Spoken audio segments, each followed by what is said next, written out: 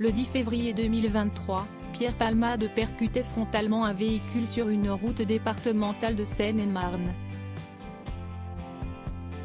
Le bilan est lourd puisque le choc a blessé 3 victimes dont une femme enceinte qui a perdu sa petite fille à naître, le beau-frère de cette dernière ainsi que son fils âgé de 6 ans.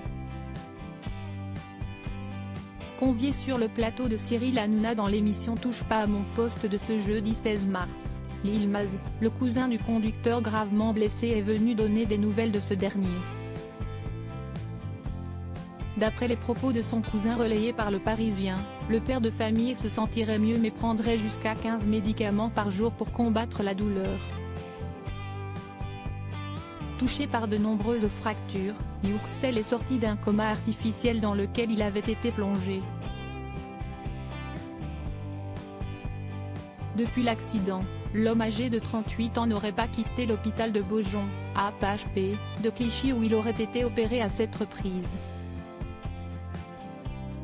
Contacté ce vendredi 17 mars par nos confrères du Parisien, Omer, un neveu de Yuxel, a indiqué que son oncle ne sent pas la moitié de son bras gauche. Et s'il parle, il parle très peu car ça le fatigue trop. Avant ces déclarations, BFM TV révélait ce mardi 14 mars que le trentenaire souffrait aussi de problèmes de mémoire. Depuis, aucune information concernant la sortie de l'hôpital d'Yuxel n'a été communiquée.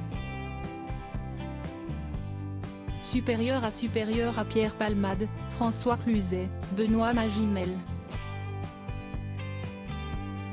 Les stars sans tabou sur leurs addictions. Il devra prendre des médicaments toute sa vie bien que Devrim, le fils d'Yuxel et sa belle-sœur soient sortis de l'hôpital à la fin du mois de février. De son côté, le père de famille devra être pris en charge plus longtemps. Il devra prendre des médicaments toute sa vie, a indiqué Mourad Batik, avocat de la famille sur l'antenne de BFM TV ce mardi 14 mars. Quant à Pierre Palmade, la chambre de l'instruction de la Cour d'appel de Paris a indiqué que le comédien resterait sous contrôle judiciaire avec interdiction de quitter l'hôpital. Jusqu'à présent, le corps médical estime toujours que l'humoriste n'est apte à être détendu dans un centre pénitentiaire. Ce que la justice a confirmé dans une décision rendue le 14 mars.